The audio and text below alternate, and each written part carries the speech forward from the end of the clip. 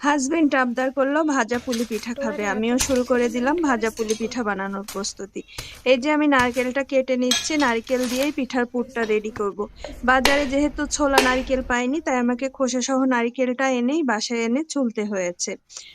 যদিও ছুলতে একটু কষ্ট হয়েছে, তবে নারকেল ছুলতে আমি পারি। এই যে এদিকে আমি নারকেলটা কুড়িয়ে নিচ্ছি।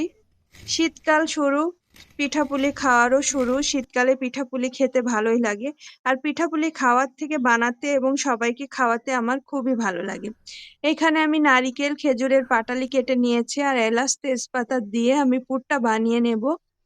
এদিকে একটু আমি ঝোলা গুঁড়ো দিয়ে নিচ্ছি খেজুরের, এটা আমার বাসায় নিজের হাতে বানানো গুড়। নেড়ে চেড়ে পুরটা আমি রেডি করে নেব। এই পুরের ভিতরে তিল অথবা সুজিও দেওয়া যায়, কিন্তু আমি আজকে কিচ্ছুই দেব না, শুধু নারকেল দিয়েই পুরটা আমি বানাবো।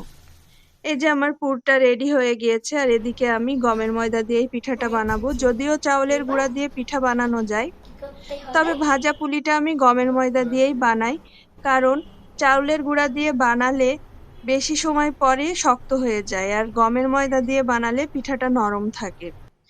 যেহেতু আমি একলা একলা বানাচ্ছি, সেহেতু পিঠাগুলো আগে সব বানিয়ে রেডি করে নিলাম, তারপরে ভাজবো। ভাজতে তো বেশি টাইম লাগে না। এই যে পিঠাটা আমি ভাজা শুরুও করে দিয়েছি।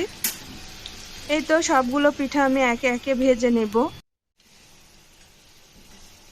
আমি চেষ্টা করি ফ্যামিলির সবাইকেই পিঠাপুলি বানিয়ে খাওয়াতে।